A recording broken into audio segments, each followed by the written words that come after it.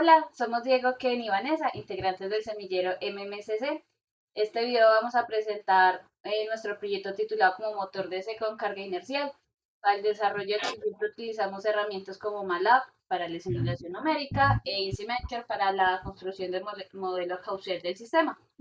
A continuación explicaremos el problema planteado, las ecuaciones diferenciales obtenidas y el modelo causal, la implementación computacional y los resultados alcanzados. El objetivo principal de este trabajo fue analizar el comportamiento dinámico de un motor corriente continua conectado a una carga inercial. Cuando se aplica un voltaje constante de 12 voltios, queremos conocer cómo evolucionan tres variables importantes con el paso del tiempo, que son las tres siguientes. Uno, la corriente eléctrica; dos, la seguridad angular; y tres, la posición angular del eje. Con este tipo de sistemas se encuentran aplicaciones reales como robots industriales, bandas de transportadores y sistemas automatizados, algo que muchas veces se puede ver en zonas normales. Por esta razón, resulta importante desarrollar un modelo matemático que permita comprender y predecir su comportamiento. Desde la perspectiva de la dinámica del sistema, el motor DC puede verse como un conjunto de elementos que interactúan continuamente. Una corriente eléctrica que genera movimiento mecánico y al mismo tiempo el movimiento genera una fuerza contra electromotriz que afecta nuevamente la corriente. Esta interacción produce ciclos de retroalimentación que pueden analizar mediante diagramas causales y ecuaciones matemáticas.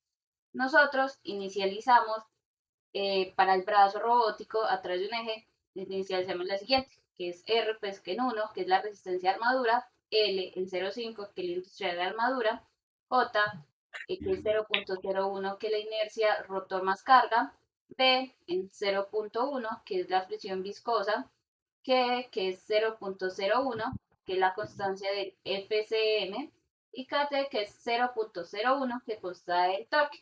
A partir ya sigue mi compañero Kevin. Listo. Bueno, el sistema que planteamos, pues básicamente tiene, pues este es un diagrama de bloques. Podemos ver la entrada, una entrada de 12 voltios, la cual lo aplicamos a un escalón de voltaje, pues aplicado al motor. Esto pues entra a lo que sería el sistema. Como podemos ver, aquí está el motor en forma pues matricial, y ya tenemos una salida que sería eh, la velocidad pues angular, o la variable pues que nosotros estamos observando, ¿cierto? Eso es lo que sería la salida. Dentro de los estados internos, o las variables de estado pues que nosotros definimos del sistema, tenemos x1, que sería la corriente; x2, que sería la velocidad angular; y x3, que sería... Bueno, dentro de los fenómenos físicos pues, que nosotros encontramos, tenemos pues, lo que sería la ley de Kirchhoff, que pues, es el voltaje que se distribuye entre R por I, que sería el calor; eh, también la energía magnética, eh, y la energía cinética como tal eh, se devuelve, en el que pues ningún voltaje muy importante pues se pierde, como podemos ver acá. Ya dentro de lo que sería la otra ley que aplicamos es la ley rotacional de Newton, la segunda ley. Eh, También el acoplamiento electromagnético, la corriente pues que básicamente genera el torque que hace girar al rotor, y eso genera una fuerza eh, electromagnética. Tenemos pues también la cinemática angular, que sería la posición, que sería pues la integral de la velocidad. Y bueno, este sería nuestro diagrama causal, el cual lo hicimos en SciMaker, como podemos ver acá.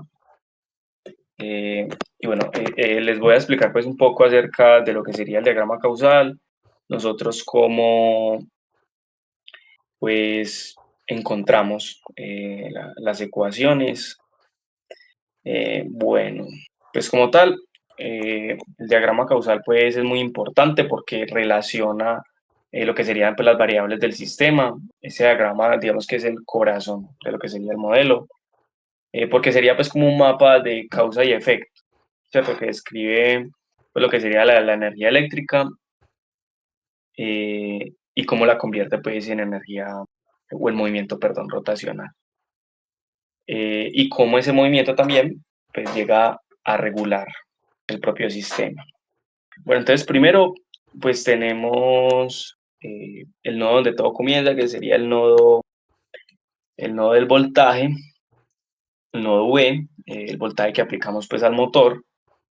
Ese voltaje pues básicamente lo que hace es que empuja la corriente a través de lo que sería el devanado y por medio de esa forma pues llegamos al segundo nodo, que es el nodo I, que es la relación entre el voltaje y la corriente, que gobierna pues la inductancia, L.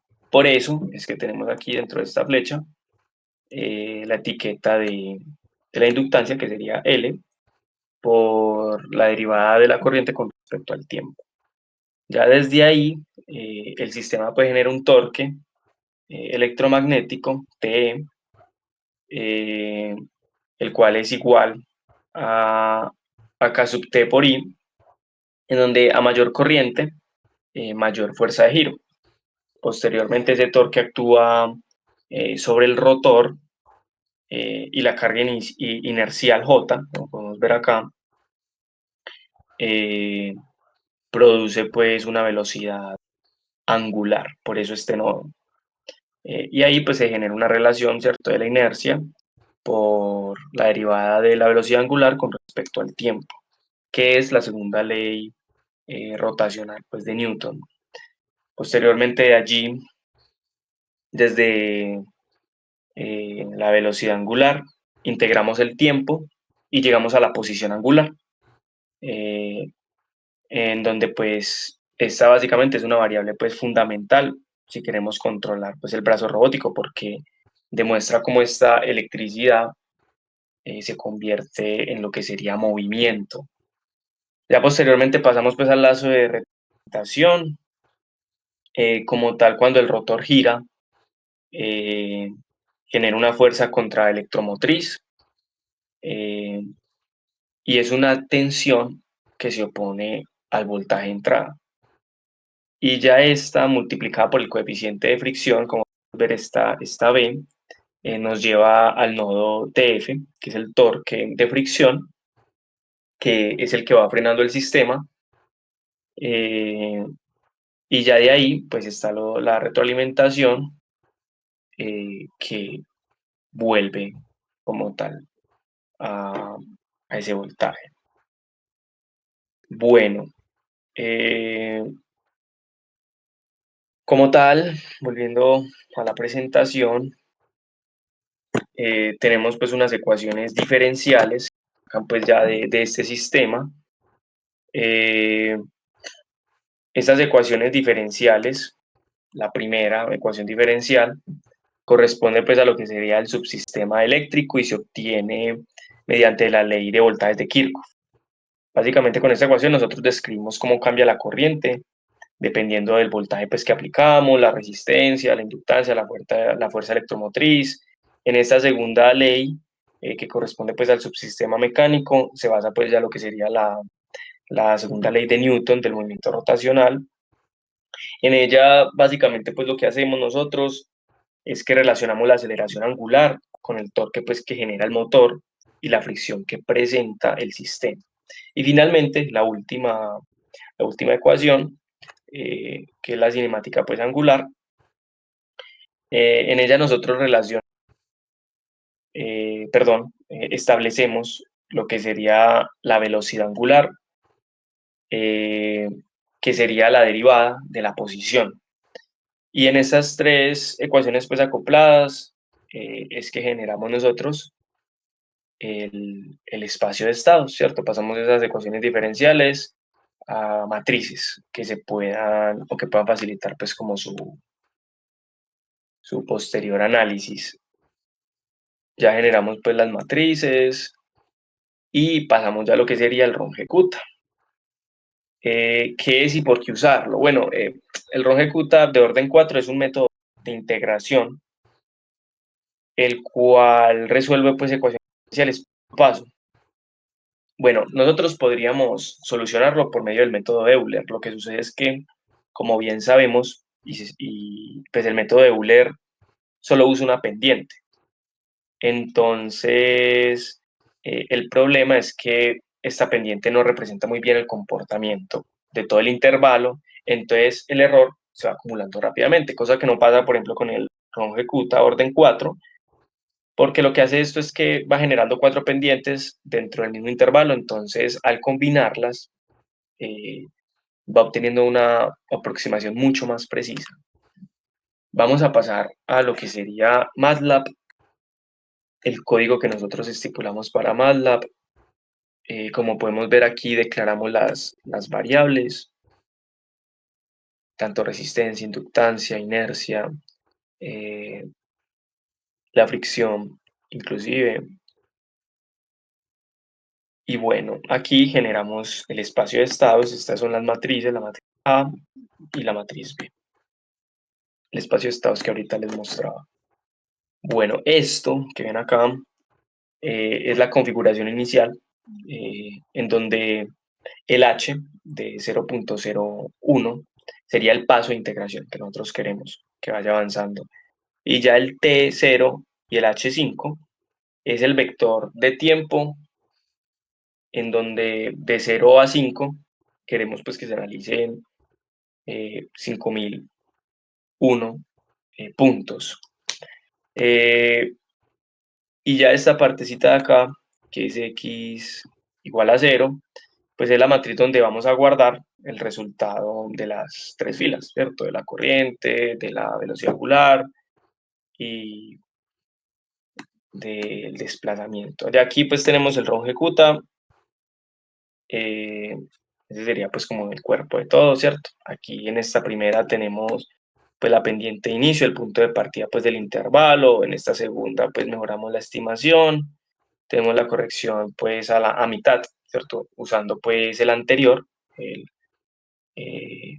y ya posteriormente pues aquí ya tenemos lo que sería la pendiente pues final.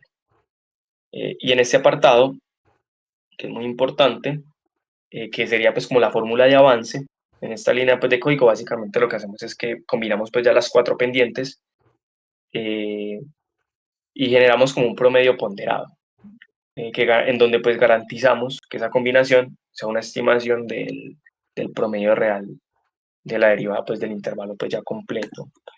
Aquí pues ya lo que hice, que es la parte pues como más larguita del código, eh, fue para las gráficas que yo quería que me mostrara, las gráficas separadas y las gráficas unificadas. En el subplot, pues básicamente lo que hacemos es que pues, nos muestre cada variable por un estado pues como separado, un área sombreada, configuramos colores, etiquetas, etcétera, y ya por medio de la función Jaxis, pues ya simplemente utilizamos, pues que lo utilizamos más que todo en esta de la gráfica unificada, fue porque la posición θ crece en una escala mucho mayor, ¿cierto? Entonces lo hice pues como para que me pudiera graficar bien en las unificadas. Si corremos el sistema, listo, vemos que nos muestra pues la solución, ¿cierto? Nos muestra la solución acá, de la corriente, de la velocidad y de la posición o el desplazamiento pues angular. Nos muestra las gráficas de, de corriente, de velocidad y desplazamiento angular y las unificadas, que era lo que les decía. Y listo, ya vamos a pasar a los resultados. Eh, Bueno, mi nombre es Diego y voy a presentar los resultados obtenidos y las conclusiones a las que llegamos pues del sistema. Los resultados que obtenidos mostraron que la corriente presenta inicialmente un pico elevado y luego se estabiliza, como podemos ver aquí en la gráfica. La velocidad angular aumenta progresivamente hasta alcanzar aproximadamente 1.2 radianes por segundo en su estado estacionario. Por su parte, la posición angular continúa creciendo debido a que depende de la integración de la velocidad. Al comparar los resultados con el solucionador de MATLAB se obtuvo una diferencia prácticamente nula, validando la precisión del método Runge-Kutta de orden 4 implementado. Como soluciones principales podemos afirmar que, como conclusiones, perdón, como conclusiones principales podemos afirmar que el motor DC es un sistema donde las variables eléctricas y mecánicas están fuertemente acopladas. Bueno, las ecuaciones diferenciales permitieron representar matemáticamente el comportamiento físico del sistema, mientras que el modelo causal facilitó la comprensión de las relaciones entre las variables. Además, el método Runge-Kutta de cuarto orden demostró ser una herramienta eficiente y precisa para la implementación numérica. Como opinión personal, consideramos que este proyecto fue una experiencia muy enriquecedora porque permitió integrar conceptos de matemáticas, programación, simulación y control en una aplicación real de ingeniería. También nos permitió comprender cómo los modelos matemáticos pueden utilizarse para analizar y predecir el comportamiento de sistemas físicos complejos. Ya eso entonces serían las conclusiones y los resultados obtenidos con el sistema.